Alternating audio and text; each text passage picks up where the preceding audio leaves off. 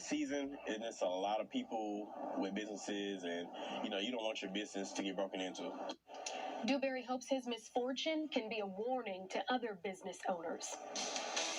To all to enjoy a good night. There's so many families just don't have much nowadays and having a hard time. We love seeing them come out and, forget about the world for a while and just enjoy it. But this year, instead of a feast of lights, step on out here. It's a graveyard of Christmas spirit. David receiving an unwanted present, his own little piece of coal. When my wife's trying to finish our privacy fence, and the code enforcement shows up. 2 stripes for mass gathering without a permit and noise violation.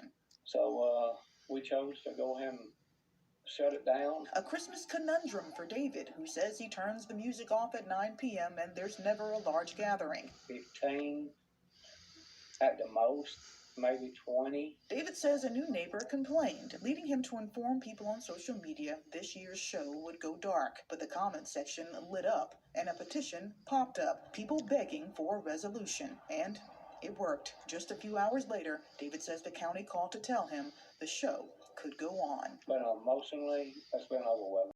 But what happened in Fulton County has ramifications not only for Fulton, but all 148 other counties in Georgia. The suit comes as Perdue is trying to position himself as the gift of being together. I live in Fulton County and I don't like the politics. Because it might just be a cold. Take that, Mr. Rob Pitts. It's one of them yuck days out there. As you can see, it's all cloudy and rainy looking and the pavement's wet. But I got good news yesterday. I don't have cancer. And my birthday's Sunday, tomorrow. And right now I'm 18 and I'm not going to be home for Christmas. So that's it in a nutshell.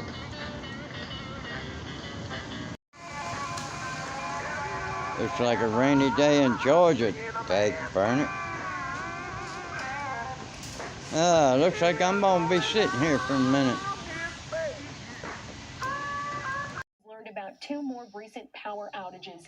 City officials admit backup generators failed on 2 previous occasions. This time, officials tell us generators ran for 16 consecutive days due to unstoppable commercial power in the building. Atlanta City Councilman Michael Bond says it's cause for concern. It was literally a Band-Aid on probably what is the most critical center, the first step in any public safety response. The Atlanta Police Department, which operates the center, does not control the private commercial building that houses the center. City officials say they believe they have the system stabilized.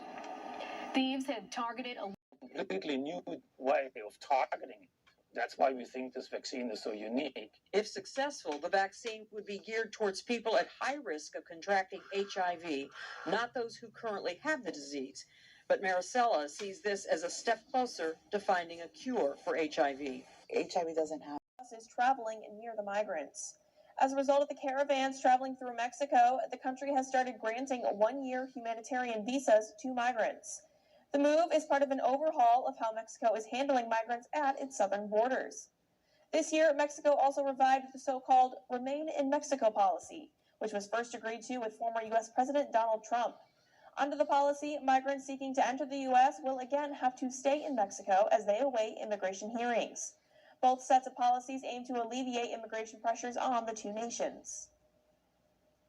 Has planned to control society and restricts citizens' rights. Spain has high vaccine uptakes, with close to 90% of people eligible for the jabs receiving them.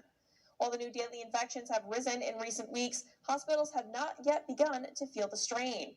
Spain's health ministry has given the go-ahead for children between the ages of 5 and 11 to be vaccinated against COVID-19. Was one of the longest, wildest, most dangerous pursuits these officers have ever experienced. But in the end, this high-stakes highwayman was still sent up the river.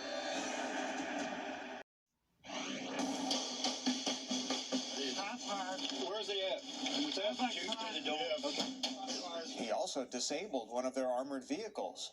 Then a fire started in the house where rounds of ammunition exploded. When officials were finally able to put out the fire, they found Jesse's remains. Fire tears through an apartment, leaving one local family without a home. Alan Shepard's Mercury flight from Cape Canaveral on May 5th in 1961.